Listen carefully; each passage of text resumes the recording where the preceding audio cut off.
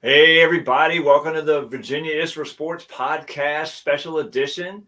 Look who's back. And I knew he would be, although Tom's not the kind of guy that wouldn't come back if Purdue lost. But I know that his Purdue Boilermakers making the Final Four.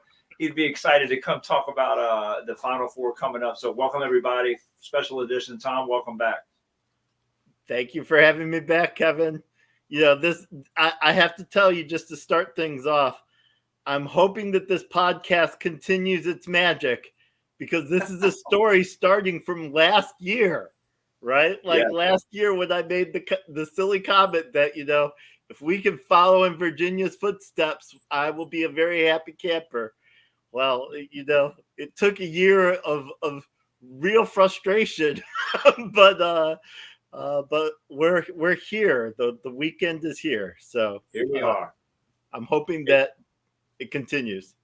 Well, I've got a small regret, and it could turn into a large regret at some point because at the end of our episode last year, I told Paulie Kinney put money on Purdue to win it all next year, and after we had talked about it, and I didn't do that like a dummy. So because I probably would have got some really good odds, even though they didn't know Edie was coming back, you guys still would have had a strong team. But knowing Edie coming, it would have been a pretty good bet. But let's do this since both women and men's Final Four are this weekend. I think you had a great idea earlier. Let's start with tonight's matchups for the women, and we'll just roll through the weekend.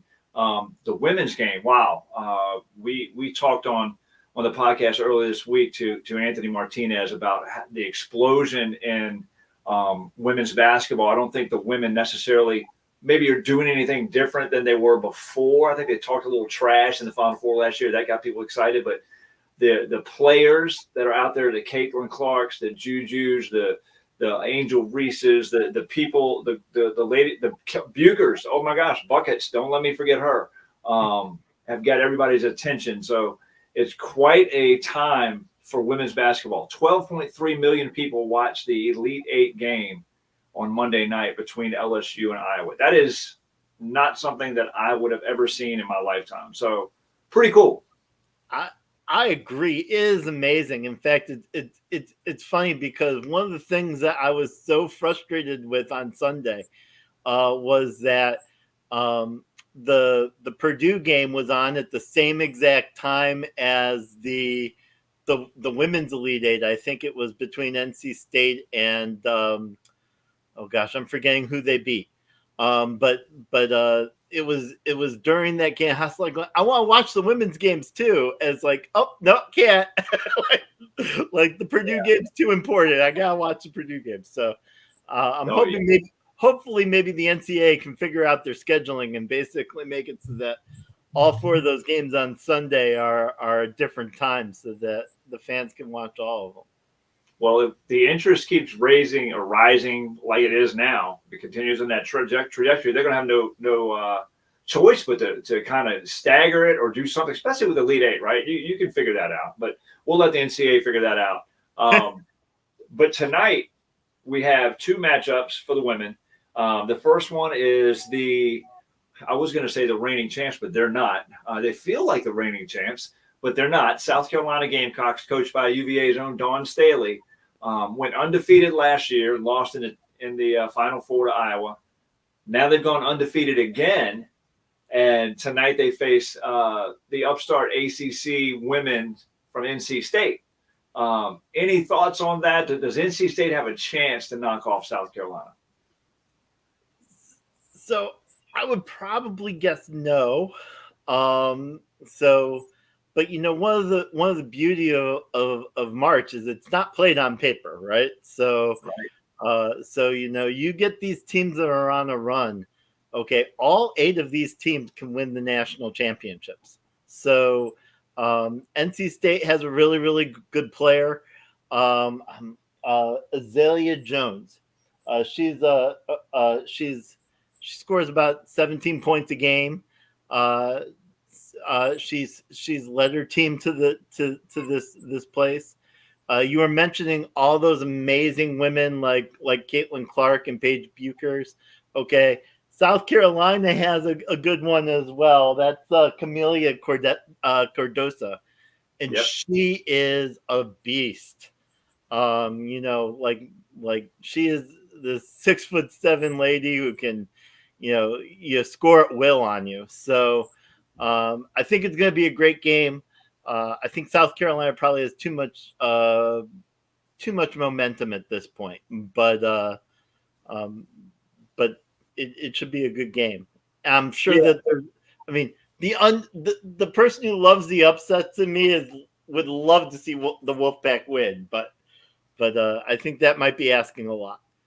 I think it will be asking a lot. I think South Carolina's on a mission. I think the one big improvement they made this year is they've either improved their shooting or they have people now who can shoot. As you remember, Caitlin Clark famously waving the girl off last year because I don't need to guard you. You can't make that shot. You can't do that to South Carolina anymore. So I think they're on a mission. I think NC State may keep it close early, but I think South Carolina probably pull away. But that's going to lead to a huge matchup in the second game between Paige Buchers, Caitlin Clark, UConn, Iowa. And I know, we say we don't want to make it Paige against Caitlin, but it is. And we do that in every sport, right? There's always this person against this person, even if it's a team sport. And they may actually guard each other a little bit tonight. So that'll be fun. Like Caitlin didn't guard Angel Reese and back and forth. So this is something that we could see them guarding each other. How do you feel this game's going to go?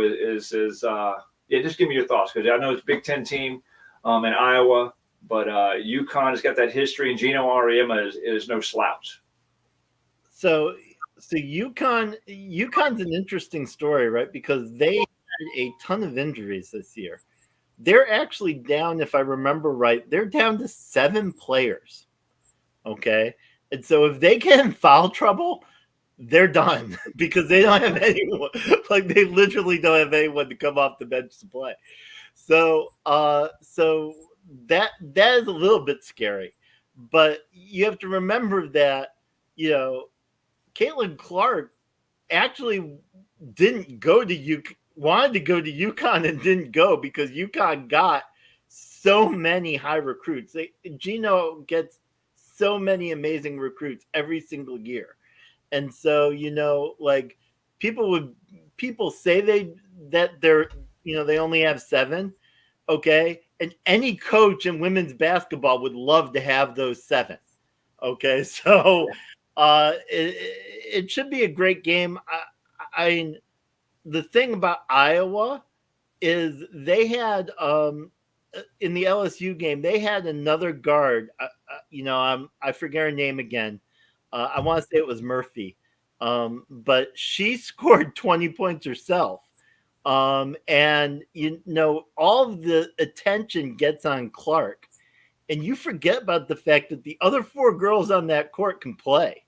Okay, and I think it's going to be a great game. I think Iowa's going to win. I think Clark's on a mission in order to try to finish her career off with the title. And so I do think Iowa's going to win, but it would certainly not shock me if UConn, Gino's coached for these types of situations before. If anyone has it in their arsenal in order to figure out how to stop Clark, it would be him. Absolutely. I agree. I think Iowa's winning. I think Buchers will have a great game. And to your point earlier, it's a depleted UConn team. So, I mean, it's going to be hard for them to keep up. I think one of the things that I love about what Caitlin Clark is doing, I heard a lot this week on the ESPN and whatever other sports channels we tune into about, well, she can't really be the GOAT because all these other women have won multiple national championships at UConn and Tennessee. And I'm thinking to myself, yeah, at UConn and Tennessee, where they weren't the sole number 1 player. There were other players that were really good that went on to play in the WNBA. Caitlin Clark, who, by the way, to your point, didn't get recruited by UConn, but wanted to go there from what I understand. She actually has a picture in a room of her in a UConn basketball uniform from when she was younger. Went to Iowa and turned that program around and turn it into what it is. And also, to your point, the 4 starters that are out there with her have learned how to play with her and have raised their games to the point where you're right. You can't just shut down or hope to shut down Caitlin Clark and expect to beat them. There are other people on that team that can shoot, that can defend. And they're always ready for the passes that Caitlin Clark is throwing in. And I'm sure that took a while to get used to because she's a wizard when it comes to passing as well. But, kudos to her for going to Iowa and turning them into what they are now and transforming them and just putting so much spotlight on the women's game. It's so cool. It's so cool. So, yeah, I'm with you. I think Iowa goes on to play South Carolina. And, who knows what's going to happen there. Do you have a thought? I mean, we could go through the weekend, but let's see. What do you think? Can Iowa – well, actually, I should say because Iowa beat South Carolina last year, can South Carolina avenge that loss and go undefeated and win the whole thing? Normally I root for the underdog situation, but here's the thing. Here's one thing that is going through my head, right? That South Carolina team, I believe, is 70-1 over the last 2 years. And the only team that's beaten them is Iowa. Okay. Like you cannot talk about having one of the best women's teams in college basketball and not talk about this South Carolina program. And what Dawn Staley has created down in South Carolina is just incredible. It's rivaling on some of the Connecticut and Tennessee teams that you mentioned. Yeah. And for them to not win a title feels bad, right? Feels like wrong. You almost want to see greatness win, right? So I think that from the, for the growth of the game, everyone should want the Iowa versus South Carolina matchup because you have the best player in the game against the best team in the game. Like that is by far the matchup everyone should want to see. But I do think teams win over individuals. And so if I had to pick, I'd go South Carolina. Yeah. Yeah. And my reply is going to be short because I agree with you. I think South Carolina is going to avenge the loss. I think Caitlin Clark, for some reason in my brain, I feel like she's going to be that great player, maybe the greatest college player we've ever seen, and not win a championship. And look, I'm not hoping that. I mean, I don't really have a dog in the fight, but Dawn Staley, UVA, Virginia's for Sports podcast. Hey, I got to go with Dawn Staley.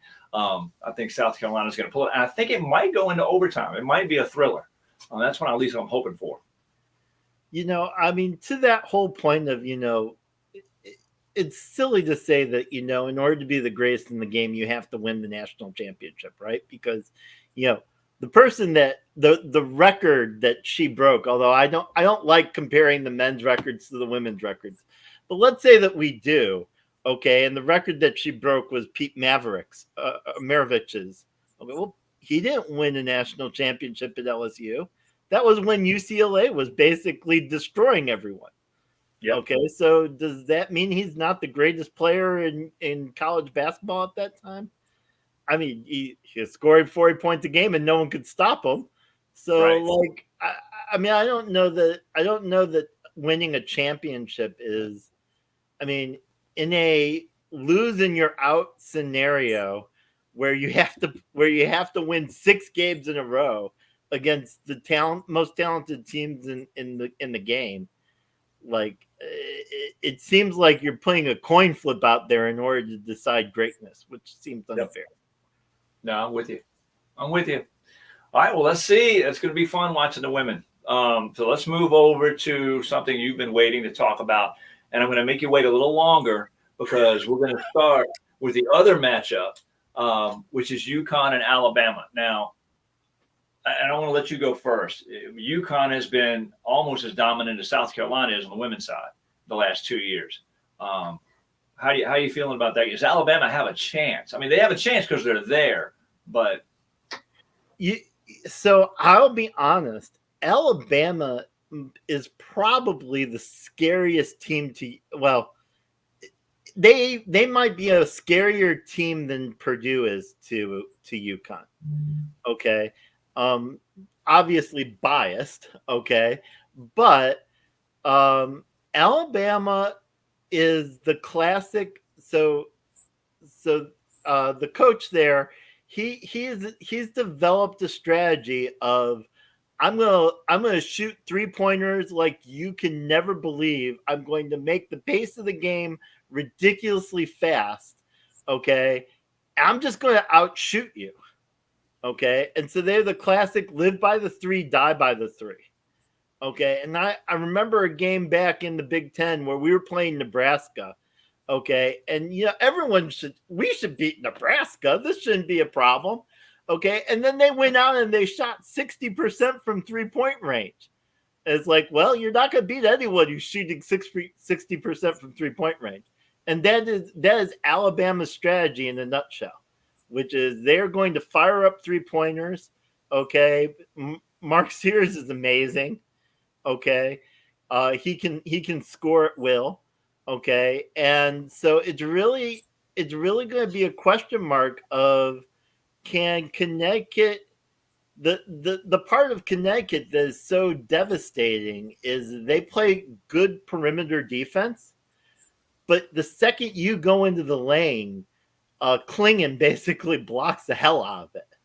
Okay. And so you score no points in the paint against UConn. Okay. Well, Alabama's going to go and say, well, we don't care. We don't score points in the paint. We're going to throw it up from 3. I think it's a scary matchup. I don't think they win. Okay. I think you live by the 3 and you die by the 3. And I think UConn is going to play good enough perimeter defense to beat them. They should be scared of Alabama.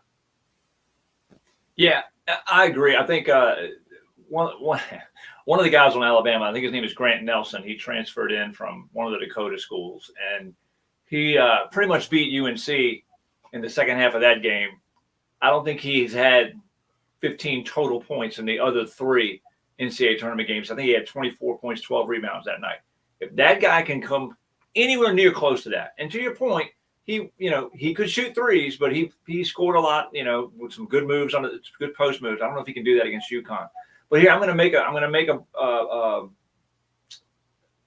on a limb here. I'm not going to go as far as saying Alabama's going to be. I don't think UConn's winning the tournament. I don't think the UConn men are going to go back to back. I don't know how that's going to happen. Something tells me it may be a, throw them in the boiler and maker thing. I something about this whole week has got me thinking UConn is set up to get knocked off.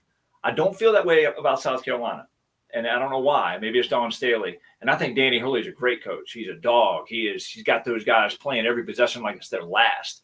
But something tells me somebody's getting hot, and I don't think we'll move to your game now, but I don't think it's going to be Alabama, but somebody's going to beat UConn. That's my prediction. So let's go to your game, and hey, look, for your sake, I hope it's Purdue. I hope Purdue, because NC State, look, I don't know how many times we have seen a Cinderella get all the way. VCU, prime example. VCU, George Mason, these Cinderellas get all the way to the Final Four, and then they just have nothing. They have nothing for the big school that they're about to face. Now, NC State's not a VCU and a Butler or none of those schools, but I don't know how much further NC State can keep this up. And for your sake, I hope it can't keep it up past Saturday. But how do you see the game? And I know I've known you for a couple of years now. I feel like you definitely don't want to be a homer, and I appreciate that about you. But I also don't want you to not pick Purdue because you think it's going to jinx them. Because I know a lot of people, we do that. I don't never pick my teams because I don't want to jinx them. But how do you feel that matchup's going to go? It is funny. It's funny you say the jinx thing, right? Because you see the Geico commercials with the superstitious fan, the guy who's whacking the popcorn out of the guy's hands and stuff. I have my wife got a gray T-shirt that was supposed to be for my son, and he didn't want it, so it's just a classic Purdue basketball T-shirt. Okay, I've been wearing it all tournament. Okay, and I have it ready for Saturday. I have my Purdue pullover on it, ready for Saturday. And if they win, then I wear this shirt the next day. And so like I've got my jinxing thing all up and ready. But I've also I've also come to the realization through the years of watching the games that, we worry about jinxes, and, I joke about my lunatic curse and all that kind of stuff. But the reality of it is none of us are on the court playing the game. The only people who have a say in the matter are the, the 20 some great athletes who are going to be on that court. So now from a, I think this is a bad matchup for NC State. Okay. Yeah. I'm not saying that simply because of the fact that I'm a Purdue fan. I think that the style of play that has gotten NC State this far is get the ball down into Burns. Burns backs up his defender. Okay. If they double team him, he rifles the ball out to someone, and they shoot a wide open shot. And then just to make matters worse, you have DJ Horn, who can drive like no one's business and penetrate into the lane for a layup. Okay. Does that sound like any team that you're thinking about? Maybe like Purdue, who gives the ball to Zach Edey. He backs everyone down, rifles the ball out to the side. So basically Purdue's practices every single day is practicing against this style of offense. Okay, so I mean, that doesn't necessarily mean that NC State can't pull it off. Okay, and I wouldn't put anything past Cinderella at this point. Okay, but I don't think that 6'7" Burns backing up 7'4" Zach Edey is going to end in his favor. Right. He might. He's very unorthodox. And so like he might be able to figure it out. The other thing he might be able to do to Purdue that is something that no one has been able to do, he might draw fouls on Zach Edey. Yeah. Okay. And then we find out whether or not the Purdue bench can carry them through when they don't have their star on the court. So there's certainly ways that they can do this, but I'd be lying if I didn't say Purdue would be the team I would pick. Yep, and I agree with you. I think there's two things that could happen for NC State to have a chance at upsetting. It's foul trouble, like you said. If Edey gets in foul trouble early trying to guard Burns, obviously it can go either way. Or if Morcell and DJ Horn and what's the kid's name? I keep calling him McNamara because he reminds me of Jerry McNamara back in the day. It's O'Connell. Yes, if those kids, to your point earlier, if they get hot from three, I mean, you never know. But I think you guys can shoot threes as well, probably better than them. And I feel like Purdue now is playing, and you may laugh at me, but is almost playing with house money, because it's like, okay, we got over that hump. Now we're here to the Final Four where we should have been last year, which, people probably think that. They should have been a couple of years ago when they lost a game that I think they had won against. I think it was against UVA. But I think that was Purdue. Wasn't it Purdue against UVA and Elite Eight or something? Yeah, Purdue lost to UVA in the Elite Eight. So I think that there's pressure, but I don't think there's as much pressure on Purdue as everybody thinks there is. I think they're going to be relaxed, and I think they're going to handle NC State. So I think both of us believe Purdue is going to win. I think we both believe UConn's going to win. I just don't think UConn's beating Purdue Monday night. And I'm not saying that because you're the guest on the show and you've been a great guest for several years now.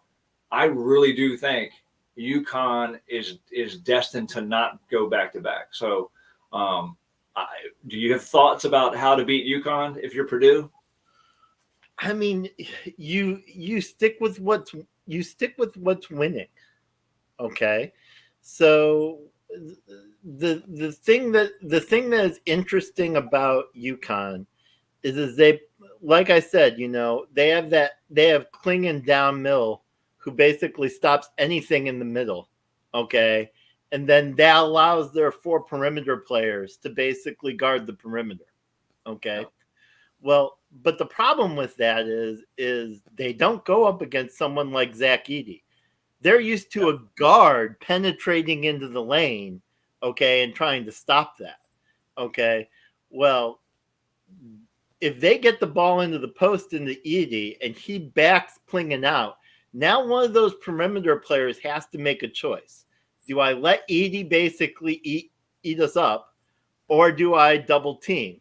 And the second you double team, you are now leaving one of 3 or 4 45% 3-point range shooters, okay, to fire away, okay.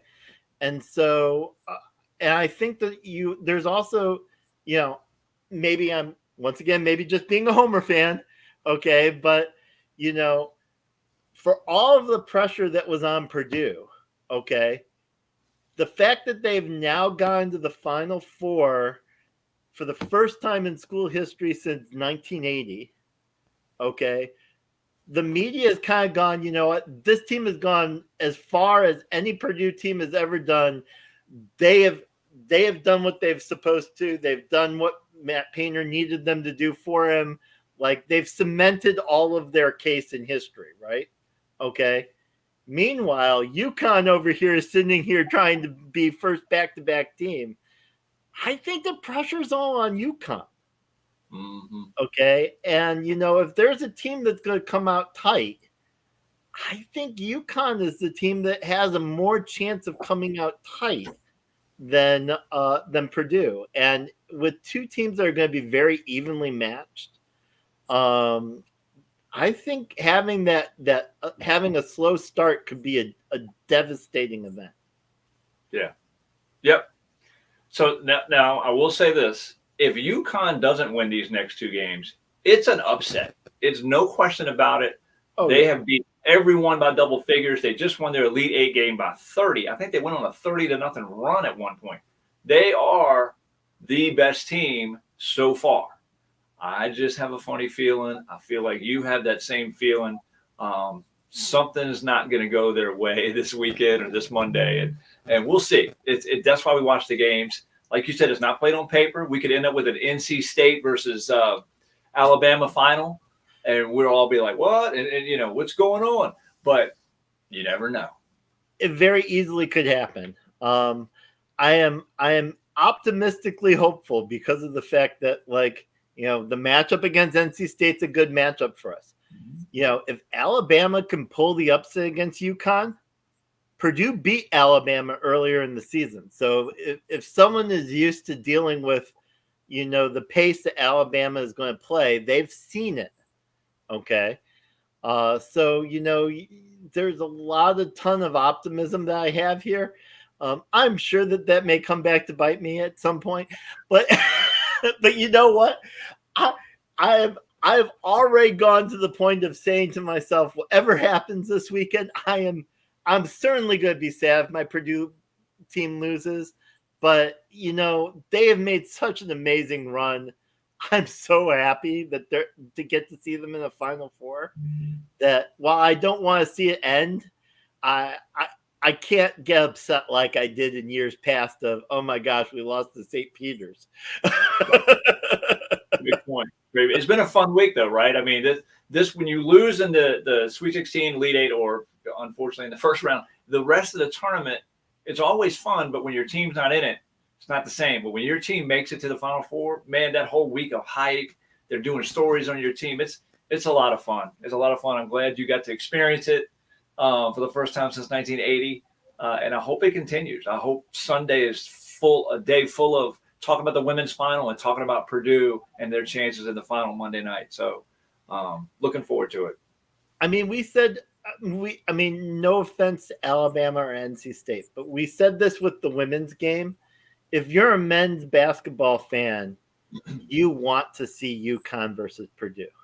These 2 teams have been in the top 5 the entire year. Okay. And so, like, these have been the teams that everyone has been waiting to see go up against each other.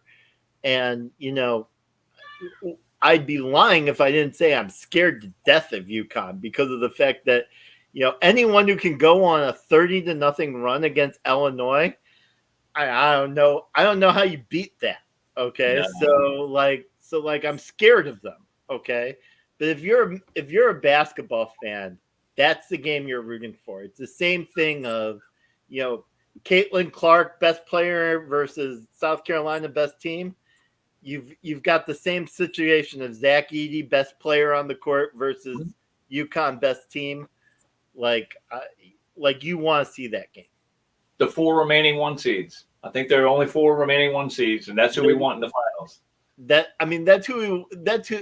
I mean, don't get me wrong. Like I'm always good for Cinderella. Well, sure. Hopefully not NC State. I would be. Although I'd be lying for you if NC State beats Purdue on Saturday.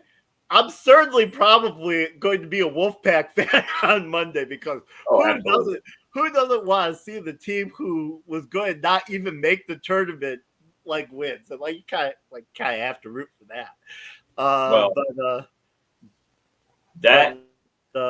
But I'm hoping that you're right. I'm hoping that we see the number ones.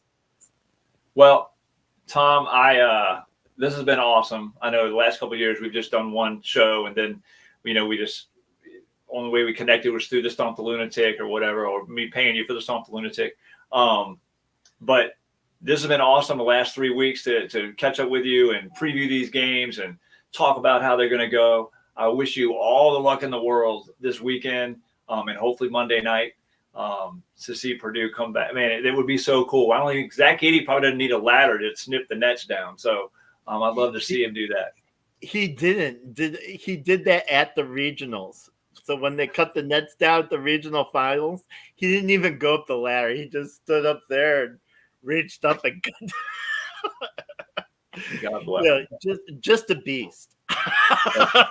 He is. He's a beast. He's going to play on the next level too. So it'll be fun to watch his career. But hey, good luck. I'll let you get back to work. Look how dedicated you are to March Madness. But thank you again. I should also give a shout out. I'm very lucky that my managers are awesome, and they realize that this is my favorite time of year, and they give me a little bit of slack to enjoy my passion. And so I'm very fortunate to have a great place to work for that allows me to do this. I love it. All right, man. Well, good luck. We'll be watching. Thank you.